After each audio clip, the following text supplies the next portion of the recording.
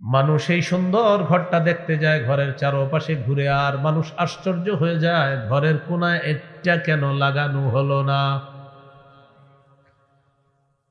মানুষ যখন এই সুন্দর ঘরের চারপাশে ঘুরে ঘুরতে ঘুরতে যখন দেখে ঘরের কোনায় ইট নাই, তখন বলে হাল্লা উদিআত হাদিহিল লাবিনা, এই ইটটা কেন স্থাপন করা হলো না, ইটের জায়গাটা ফাঁকা কেন? রাসূলুল্লাহ সাল্লাল্লাহু আলাইহি সাল্লাম বলেন আনাল লাবিনা, আমি হলাম সেই ইট, আমি হলাম সেই ইট। আদম নবী থেকে ঈসা নবী পর্যন্ত নবুয়তের ঘর আল্লাহ সাজিয়েছেন।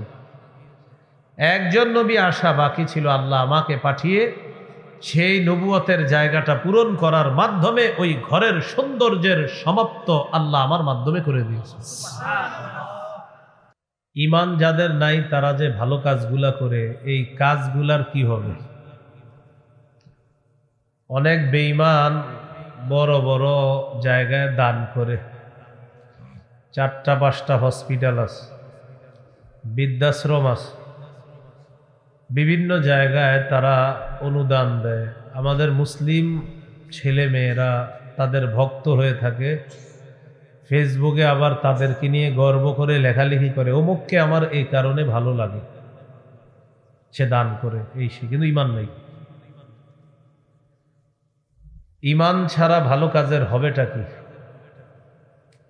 এই ব্যাপারে 5টা দৃষ্টান্ত আপনাদের সামনে বলি, মন দিয়ে শুনেন। 1 নম্বর, ঈমান ছাড়া ভালো কাজ দুনিয়াতে তার সমস্ত চেষ্টা প্রচেষ্টা ব্যর্থ, আখেরাতে এই ভালো কাজের কোনো ওজন হবে না। সূরা কাহফের 103 থেকে 105 নম্বর আয়াতে আল্লাহ বলেন কুল হাল নুনাব্বিউকুম বিল আখসারিনা আ'মালা, নবী আপনি বলেন আমি কি তোমাদেরকে আমলে অধিক ক্ষতিগ্রস্ত যারা তাদের ব্যাপারে বলবো? আল্লাযীনা দাল্লা সা'য়ুহুম ফিল হায়াতিদ দুনিয়া, যাদের পার্থিব জীবনের সমস্ত চেষ্টা প্রচেষ্টা ব্যর্থ। ওয়াহুম ইয়াহসাবুনা আন্নাহুম ইউহসিনুনা সুনআ, অথচ তারা মনে করে তারা ভালো কাজ করে, তারা মনে করে তারা ভালো কাজ করে। উলাইকাল্লাযীনা কাফারু বিআয়াতি রাব্বিহিম, তারা ওই সমস্ত ব্যক্তি যারা তাদের রবের আয়াতগুলাকে অস্বীকার করেছে। ওয়া লিকাইহি, আল্লাহর সাথে সাক্ষাৎ করবে এই বিষয়টাও তারা অস্বীকার করে। ফালা নুকিমু লাহুম ইয়াউমাল কিয়ামাতি ওয়াজনা, কিয়ামতের ময়দানে আমি তাদের কোনো ওজন সাব্যস্ত করব না, আমলের কোনো ওজন হবে না।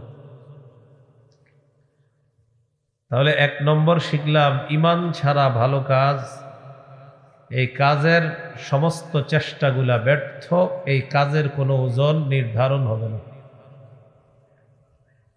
2 নম্বর, ঈমান ছাড়া ভালো কাজ মরুভূমিতে মরীচিকাকে পানি মনে করার মতো।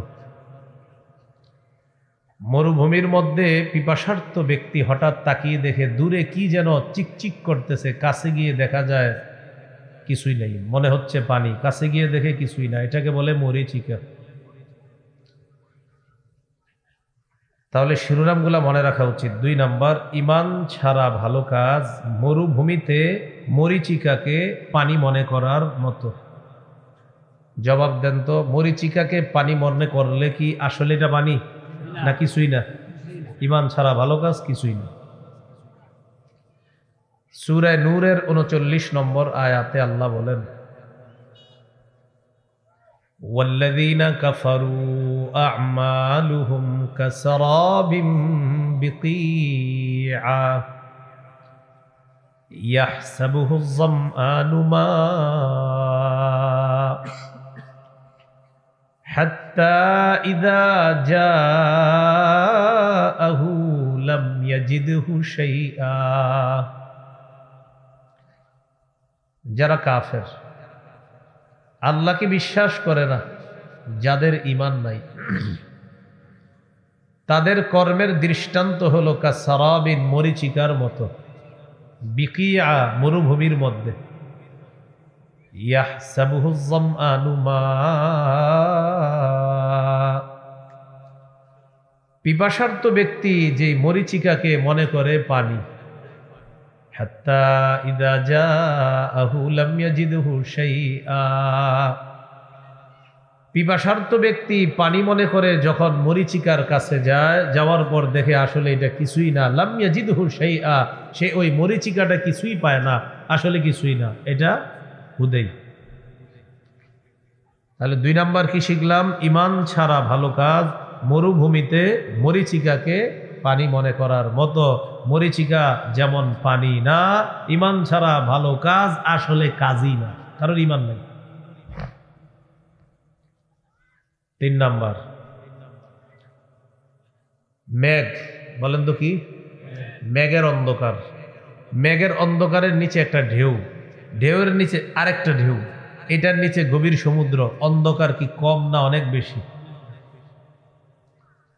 3 নাম্বার, ইমান ছাড়া ভালো কাজ গভীর সমুদ্রে ঘনীভূত অন্ধকারের মধ্যে নিজের হাত দেখতে চাওয়ার মতো। ইমান ছাড়া ভালো কাজ গভীর সমুদ্রে ঘন অন্ধকারের মধ্যে নিজের হাত দেখতে চাওয়ার মতো। ঘন অন্ধকার, অন্ধকারের উপর অন্ধকার, অন্ধকারের উপর অন্ধকার, এখানে এক ব্যক্তি হাত বাইর করছে দেখার জন্য। আল্লাহ বলে কিছুই দেখবে না।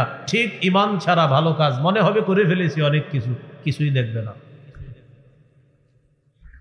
সূরা নূরের 40 নম্বর আয়াতে আল্লাহ বলেন, আও কাযুলুমাতিন ফি বাহরিল লুজ্জি ইয়াগশাহু মাওজুম মিন ফাওকিহি মাওজ মিন ফাওকিহি সাহাব যুলুমাতুম বা'দুহা ফাওকা বা'দ। যারা ইমান ছাড়া ভালো কাজ করে তাদের কাজের দৃষ্টান্ত হলো এমন ঘন অন্ধকারের মতো, যেই ঘন অন্ধকার গভীর সমুদ্রের মধ্যে। কেমন সমুদ্র? ইয়াগশাহু মাওজুন, যাকে ঢেউ আচ্ছন্ন করে রেখেছে। মিন ফাওকিহি মাওজুন, ঢেউয়ের উপর আবার ঢেউ। মিন ফাওকিহি সাহাব, ওই ঢেউয়ের উপর মেঘ। তাহলে সমুদ্রের অন্ধকার, ঢেউয়ের অন্ধকার, ওইটার উপরে আরেক ঢেউ, সেটার অন্ধকার, সেটার উপরে আবার মেঘ, মেঘের অন্ধকার। আল্লাহ তাআলা বলেন, যুলুমাতুম বা'দুহা ফাওকা বা'দ, অনেকগুলা অন্ধকার, একটার উপরে আরেকটা, আরেকটার উপর আরেকটা। ইযা আখরাজা ইয়াদাহু লাম ইয়াকাদ ইয়ারাহা, যখন কোনো ব্যক্তি তার হাত বের করে দেখার জন্য, সে তার হাতটাকে দেখতে পায় না। যেমনি ভাবে কঠিন ঘন অন্ধকারের মধ্যে, অন্ধকার আর অন্ধকারের মধ্যে এক ব্যক্তি তার হাত দেখতে পায় না, ইমান ছাড়া ভালো কাজ মনে করবে অনেক কিছু, আসলে কিছুই দেখতে পাবে না। 4 নাম্বার, এটা একটু আমার সাথে বলেন তাহলে মনে থাকবে। বলেন, ইমান ছাড়া ভালো কাজ প্রচন্ড ঝড়ের দিনে, প্রবল বাতাসে ছাই রাখার মতো। প্রচন্ড ঝড়ের দিনে প্রবল বাতাসে ছাই রাখছেন, ছাইয়ের পাহাড় এই মাঠে আইনা জমা করছেন। কেন? আমগো ছাইগুলা যেন জমা থাকে, এগুলা যেন সমস্যা না হয়। আবহাওয়া অফিস থেকে বলছে আগামীকাল ঝড় হইতে পারে, এই টেনশনে এলাকার সব ছাই এই মাঠে আইনা রাখছে। প্রচন্ড ঝড় আবার প্রবল বাতাস, ছাই থাকবে না ভাগবে? ভাগবে। ইমান ছাড়া কেউ যদি ভালো কাজের পাহাড় জমা করে, যেমনি ভাবে প্রচন্ড ঝড়ের দিনে প্রবল বাতাসে ছাইয়ের পাহাড়, এটা কোনো মূল্য নাই। ইমান ছাড়া ভালো কাজের পাহাড়ও যদি করে, এটার কোনো মূল্য নাই। কি নাই? কোনো মূল্য নাই। সূরা ইব্রাহিমের 18 নম্বর আয়াতে আল্লাহ বলেন, মাসালুল লাযীনা কাফারু বিরাব্বিহিম আ'মালুহুম কারামাদিন ইশতাদ্দাত বিহির রিহু ফী ইয়াউমিন আসিফ। যারা তাদের রবকে অস্বীকার করে তাদের আমলের দৃষ্টান্ত হলো কারামাত, ছাইয়ের মতো। ইশতাদ্দাত বিহির রিহু, যেই ছাইকে প্রবল বাতাস উড়িয়ে নিয়ে যায়, ফি ইয়াউমিন আসিফ, প্রচন্ড ঝড়ের দিনে। ইয়াউমুন আসিফ, প্রচন্ড ঝড়ের দিন। ইশতাদ্দাত বিহির রিহ, রিহ মানে বাতাস, এখানে উদ্দেশ্য প্রবল বাতাস, যাকে উড়িয়ে নিয়ে যায়। তো আল্লাহ তাআলা বলেন, যারা তাদের রবকে অস্বীকার করে, আমালুহুম কারামাত, তাদের কর্মগুলো হলো ছাইয়ের মতো। ইশতাদ্দাত বিহির রিহ, যেই ছাইকে বাতাস উড়িয়ে নিয়ে যায়, ফি ইয়াউমিন আসিফ, প্রচন্ড ঝড়ের দিনে। এই গেল 4 নাম্বার। দৃষ্টান্ত নাম্বার 5। সবাই একটু উপরে দেখেন তো ধুলাবালু আছে কিনা, দেখা যায়? কিন্তু আছে, আছে কিন্তু কি করি না, দেখি না। টিনের ঘর যাদের আছে দেখবেন, টিনের ঘরে একটা ছোট্ট ছিদ্র দিয়ে শীতকালে একটা রোদ আসে, ওই রোদের মধ্যে কি জানি ঘুরি ঘুরি ঘুরি ঘুরি উঠতে থাকে। আসলে কি ওই রোদের মধ্যে না পুরা ঘরে? হ্যাঁ, পুরা ঘরে। এই ঠিক এই মাঠেও এরকম ধুলাবালু আছে, যেটা আমরা দেখতেছি না। এটা বুঝছেন নি? তার মানে আমরা কিছু ধুলাবালি আছে যেটা আমরা দেখি না। তাহলে আশা করি বুঝবেন এবার। বলেন, ঈমান ছাড়া ভালো কাজ অদেখা, উড়ন্ত, বিক্ষিপ্ত ধূলিকণার মতো। ঈমান ছাড়া ভালো কাজ উড়ন্ত, অদেখা, বিক্ষিপ্ত ধূলিকণার মতো। যারা ঈমান ছাড়া ভালো কাজ করে, তাদের ভালো কাজটা হলো এই যে আমাদের সামনে এখন ধূলিকণা আছে, দেখি না, এই না দেখা ধূলিকণার মতো। তো যেটা দেখি না সেটার লাভ হবে কি? ঠিক কিয়ামতের মাঠে ঈমান ছাড়া যারা ভালো কাজ করছে, তাদের এই আমল দেখা যাবে না। আল্লাহ বিক্ষিপ্ত ধূলিকণার মতো বানায় দেয়। সূরা ফুরকানের 23 নম্বর আয়াতে আল্লাহ বলেন, وَقَدِمْنَا إِلَى مَا عَمِلُوا مِنْ عَمَلٍ فَجَعَلْنَاهُ هَبَاءً مَنْثُورًا। ঈমান ছাড়া যারা ভালো কাজ করে, কিয়ামতের মাঠে তাদের কাজের সিদ্ধান্ত নিব আমি। এই কাজগুলাকে আমি অদেখা, উঠতে থাকা বিক্ষিপ্ত ধূলিকণার মতো বানায়া দিব, যেগুলা দেখা যাবে না। তো যেগুলা দেখা যাবে না, লাভ কি? এই 5টা দৃষ্টান্ত আপনাদের সামনে বললাম। ঈমান ছাড়া ভালো কাজ, দুনিয়াতে সব চেষ্টা প্রচেষ্টা ব্যর্থ, কিয়ামতের মাঠে কোনো ওজনওয়ালা হবে না এই কাজগুলা। সূরা কাহাফ 103 থেকে 105। 2 নাম্বার, ঈমান ছাড়া ভালো কাজ মরুভূমিতে মরিচিকাকে পানি মনে করার মতো। সূরা নূর 39 নম্বর আয়াত। 3, ঈমান ছাড়া ভালো কাজ প্রচন্ড অন্ধকারের মধ্যে নিজের হাত দেখতে যাওয়ার মতো। সূরা নূর 40 নম্বর আয়াত। 4, ঈমান ছাড়া ভালো কাজ প্রচন্ড ঝড়ের দিনে প্রবল বাতাসে ছাই রাখার মতো। 5, ঈমান ছাড়া ভালো কাজ অদেখা, উড়তে থাকা বিক্ষিপ্ত ধূলিকণার মতো। সূরা ফুরকান 23 নম্বর আয়াত। এইগুলো প্রথম আলোচনা। অশুদ্ধ আকীদার 5টা দৃষ্টান্ত জানলাম। 2 নাম্বার আলোচনা, অশুদ্ধ আকীদা মিশ্রিত বিশুদ্ধ আকীদা। কি বললাম?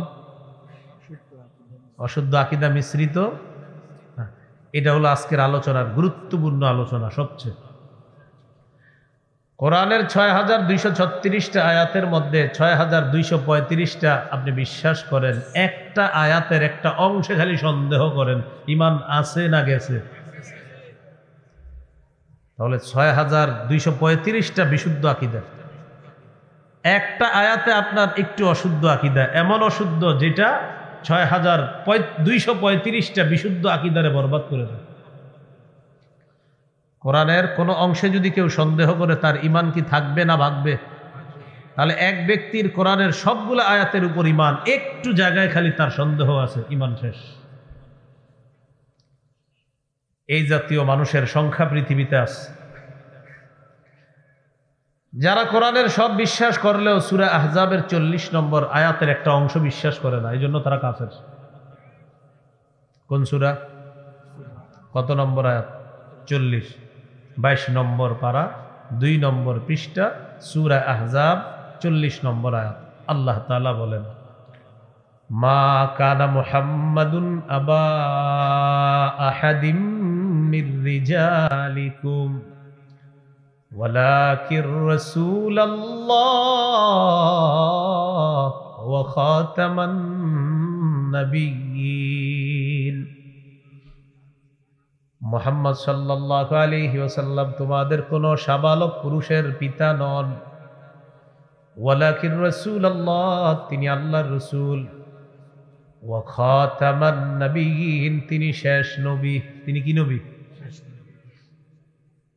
পৃথিবীর মধ্যে এমন অসংখ্য অগণিত মানুষ আছে খাতামান নাবিয়্যিন, এই জায়গার অনুবাদের মধ্যে এসে কয়েকটু ব্যাখ্যা কি আছে বলে এরকম হাজার মানুষ পাবেন যারা আমাদের নবীকে নবী মানে, শেষ নবী মানে না। আমাদের নবীকে নবী মানে, শেষ নবী মানে না। রসুল মানে, শেষ রসুল মানে না। এই জন্য তারা কাফের, তাদের অনুসারী কাফের। মুনাফিক রূপী মুসলমান মার্কা কোন শয়তান যদি এদেরকে সাপোর্ট করে, এরাও কাফের। খাতামান নাবিয়্যিন, খাতামান নাবিয়্যিন অর্থ হলো শেষ নবী। তো একদল মানুষ আছে এই জায়গায় আইসা কয় কি একটু ব্যাখ্যা আছে। কি আছে? ইমাম গাজালি রহমতুল্লাহি আলাইহি বলেন, খাতামান নাবিয়্যিন অর্থ শেষ নবী, ব্যাখ্যার সুযোগ নাই। মুহাম্মদ সাল্লাল্লাহু আলাইহি সাল্লামের পরে আর কোনো নবী নাই, বাস এখানে ব্যাখ্যা ট্যাখ্যা দরকার নাই। মুহাম্মদ সাল্লাল্লাহু আলাইহি সাল্লামের পরে নবী নাই, হতে পারে না, হবে না, সম্ভাবনাও নাই। কেউ যদি সন্দেহ রাখে যে এভাবে সেভাবে ব্যাখ্যা সাপেক্ষে কি একটু হতে পারে না, বাস তার ঈমান নাই, সে কাফের, অনুসারী কাফের। মুসলমানের মধ্যে যদি কোনো মুনাফিক মার্কা শয়তান তাদেরকে সাপোর্ট করে, সেও কাফের। বলেন এটাকে বলা হয়, বলেন খতমে নবুয়ত আকীদা।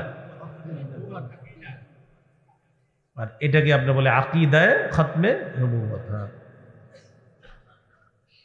তাহলে প্রিয় ভাইয়েরা কি শিখলাম? একটা মানুষের অনেক আকীদা বিশুদ্ধ, নামাজ পড়তে হবে, রোজা রাখতে হবে, হজ করতে হবে, যাকাত দিতে হবে, সব বিশ্বাস করে। ভাই মুহাম্মদ সাল্লাল্লাহু আলাইহি সাল্লাম নবী মানেননি, সেটাও মানি। শেষ নবী মানেননি, এটা একটু ব্যাখ্যা আছে, বাস কাফের। কোনো ব্যাখ্যা নেই। কিসের ব্যাখ্যা? মুহাম্মদ সাল্লাল্লাহু আলাইহি সাল্লাম শেষ নবী, এখানে কোনো ব্যাখ্যা নেই। এগুলো এক নাম্বার দৃষ্টান্ত। দৃষ্টান্ত নাম্বার 2, সহিহ বুখারীর বর্ণনা 3535 নম্বর হাদিস।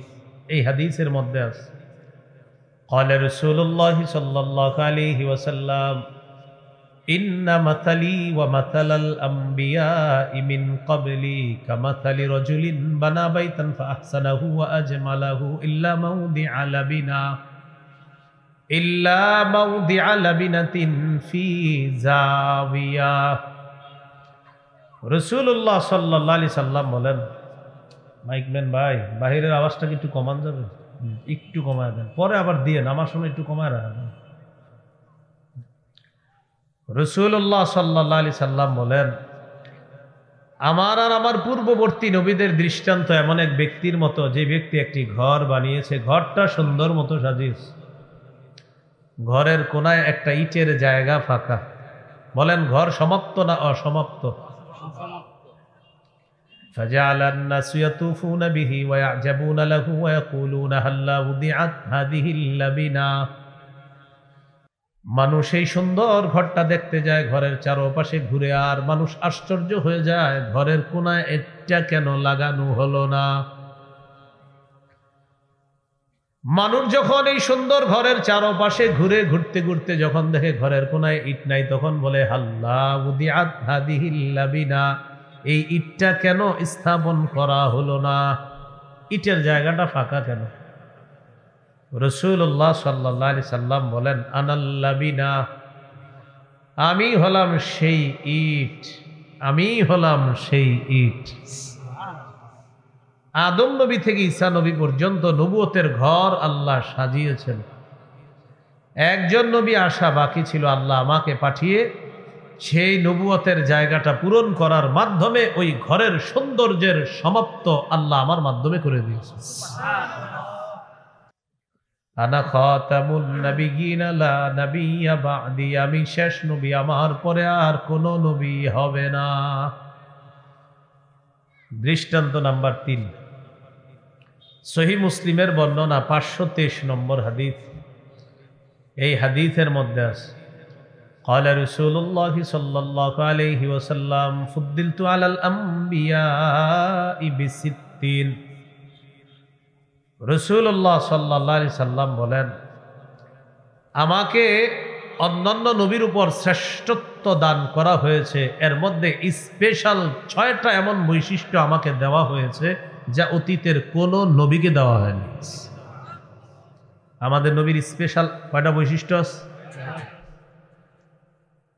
1 নম্বর, উতিতু জাওয়ামিআল কালিম, কম শব্দে ব্যাপক অর্থবোধক বাক্য বলার যোগ্যতা আল্লাহর পক্ষ থেকে আমাকে দেওয়া হয়েছে। আমাদের নবীজি সাল্লাল্লাহু আলাইহি সাল্লাম কথা বলবেন কম, অর্থ হবে ব্যাপক। রাসূল সাল্লাল্লাহু আলাইহি সাল্লাম বলেন, আমাকে ব্যাপক অর্থবোধক সম্পন্ন, কম শব্দে ব্যাপক অর্থবোধক সম্পন্ন বাক্য বলার যোগ্যতা দেওয়া হয়েছে। 2 নম্বর, ওয়া নুসিরতু বিররুবি, আমাকে প্রভাব দ্বারা সাহায্য করা হয়েছে।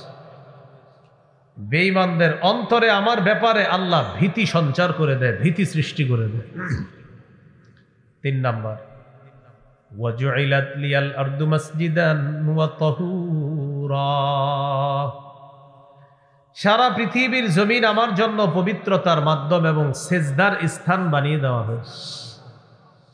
আইয়ুমা রাজুলিন মিন উম্মতি আদরাকাতহুস সালাহ ফালইউসাল্লি, আমার কোন উম্মত যদি কোথাও নামাজের সময় হয়ে যায়, নামাজের সময় হওয়ার পর পবিত্রতা অর্জন করে আশেপাশে যদি কোনো ইবাদতখানা না পায়, ওই পবিত্র জমিনে নামাজ আদায় করে নিবে, আল্লাহ তাআলা তার নামাজ কবুল করে নিবেন। এটা অতীতের কাউকে দেওয়া হয় না। 4 নাম্বার, ওয়া উহিল্লাত লিয়াল গনাইম, যুদ্ধলব্ধ গনিমতের সম্পদ আমার জন্য বৈধ করে দেওয়া হয়েছে। 5 নাম্বার, ওয়া উরসিলতু ইলাল খালকি কাফা, আমাকে গোটা জগতের জন্য নবী হিসাবে পাঠানো হয়েছে। 6 নাম্বার, ওয়া খতিমা বিয়ান নাবিয়্যুনা, আমার মাধ্যমে নবুয়তের দরজা বন্ধ করে দেওয়া হয়েছে, নবুয়ত খতম করা হয়েছে আমার মাধ্যমে। আমার পরে নতুন করে আর নবী হবে না, নবী হয় নাই, হতে পারে না। আমি শেষ নবী, আমার পরে আর কোনো নবী নেই।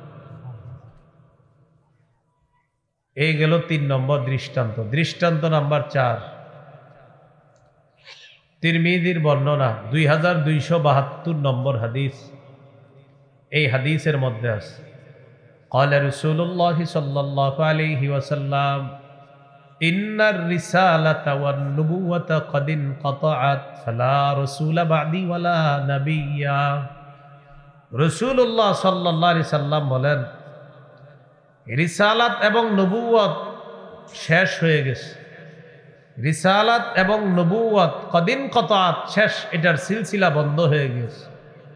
ফালা রাসূলা বাদি ওয়ালা নাবিয়্যা, আমার পরে আর কোনো রসুল নাই, আমার পরে আর কোনো নবী নাই। আমার পরে আর রসুল হবে না, আমার পরে আর নবী হবে না। ওয়ালাকিনিল মুবাশশিরাত, তবে সুসংবাদ থাকবে। সাহাবীরা বললেন, মাল মুবাশশিরাতু ইয়া রাসূলুল্লাহ, হুজুর সুসংবাদ কি জিনিস? فقال رسول الله صلى الله عليه وسلم রুইয়াল মুসলিম, সুসংবাদ হলো মুমিনের স্বপ্ন, মুসলমানের স্বপ্ন হলো সুসংবাদ, এটা সুসংবাদ। হাদিসে আসছে, ইযা ইকতারাবাজ জামান লাম তাকাদ রুইয়াল মুমিনি তাকযিবু, কিয়ামত যত নিকটবর্তী হবে মুমিনের স্বপ্ন ততই সত্যে রূপান্তরিত হবে, সত্যে বাস্তবায়িত হবে। মুমিনের স্বপ্ন মিথ্যা হবে না, কিয়ামত যত কাছাবে মুমিনের স্বপ্ন সত্য হবে। এটা হলো সুসংবাদ। তাহলে নবুয়ত শেষ, নবুয়তের দরজা বন্ধ। মুহাম্মদ সাল্লাল্লাহু আলাইহি সাল্লামের মাধ্যমে রিসালাত, নবুয়ত এটা শেষ হয়ে গিয়েছে। এটার পরে আর কোনো নতুন করে নবী হবে না, রসুল হবে না, স্বপ্ন থাকবে। মুসলমানের স্বপ্ন কিয়ামত যত কাছে আসবে মুসলমানের স্বপ্ন তত সত্য হবে। দৃষ্টান্ত নাম্বার 5, তিরমিজির হাদিস 2219 নম্বর হাদিস। এই হাদিসের মধ্যে আছে, قال رسول الله صلى الله عليه وسلم, রাসূলুল্লাহ সাল্লাল্লাহু আলাইহি সাল্লাম বলেন, লা তাকুমুস সাআতু হাত্তা তালহাক কাবাইলু মিন উম্মতি বিল মুশরিকিনা ওয়া হাত্তা ইয়াবুদুল আওসান। রাসূলুল্লাহ সাল্লাল্লাহু আলাইহি সাল্লাম বলেন, কিয়ামত ততক্ষণ সংগঠিত হবে না যতক্ষণ আমার উম্মতের একদল মুশরিকদের সাথে মিলিত না হবে, আর তারা তাদের সাথে মিলেমিশে ইবাদত করা শুরু করবে। তাদের ধর্মীয় উৎসবে তারা গিয়ে এমন এমন ভাব করবে যেন হেরাও তারা হয়ে গেছে। নবী বলেন এর আগে কিয়ামত হবে না। বর্তমানে আমাদের দেশে ভাবসাব এমন, সম্প্রীতির নামে শিরিকের শুভেচ্ছা জানানোর যেন মিছিল পড়ছে। শিরিকের শুভেচ্ছা জানানোর কি পড়ছে? মিছিল। মরার চিন্তা করেন, মরার চিন্তা। হ্যাঁ, এরপরে রাসূল সাল্লাল্লাহু আলাইহি সাল্লাম বলেন, সায়াকুনু ফি উম্মতি মিন বা'দি সালাসুনা দাজ্জালুনা কাযযাবুন কুল্লুহুম ইয়াজউমু আন্নাহু নাবিয়্যুন। রাসূলুল্লাহ সাল্লাল্লাহু আলাইহি সাল্লাম বলেন, আমার পরে আমার উম্মতের মধ্যে 30 জন মিথ্যাবাদী দাজ্জালের আবির্ভাব ঘটবে। কয়জন? 30 জন মিথ্যাবাদী দাজ্জাল আসবে। সবাই দাবি করবে সে নবী। নাউজুবিল্লাহ। নবীজি বলেন, আন্নাহু লা নাবিয়্যা বাদি, আমার পরে আর কোনো নবী হবে না, আমার পরে আর কোনো রাসূল হবে না। এটা খতমে নবুয়তের আকীদা। মুহাম্মদ সাল্লাল্লাহু আলাইহি সাল্লামের পরে আর কোনো নবী হবে না, রাসূল হবে না। দৃষ্টান্ত নাম্বার 6, সহিহ বুখারীর বর্ণনা 3455 নম্বর হাদিস। এই হাদিসের মধ্যে আসছে রাসূলুল্লাহ সাল্লাল্লাহু আলাইহি সাল্লাম বলেন, কানাত বানু ইসরাঈলা তাসুসুহুমুল আম্বিয়া কুল্লামা হালাকা নাবিয়্যুন খলাফাহু নাবিয়্যুন। বনি ইসরাইল তাদের নেতৃত্ব দিত নবীগণ। এক নবী দুনিয়া থেকে বিদায় নিলে আরেক নবী আল্লাহ পাঠিয়ে দিতেন।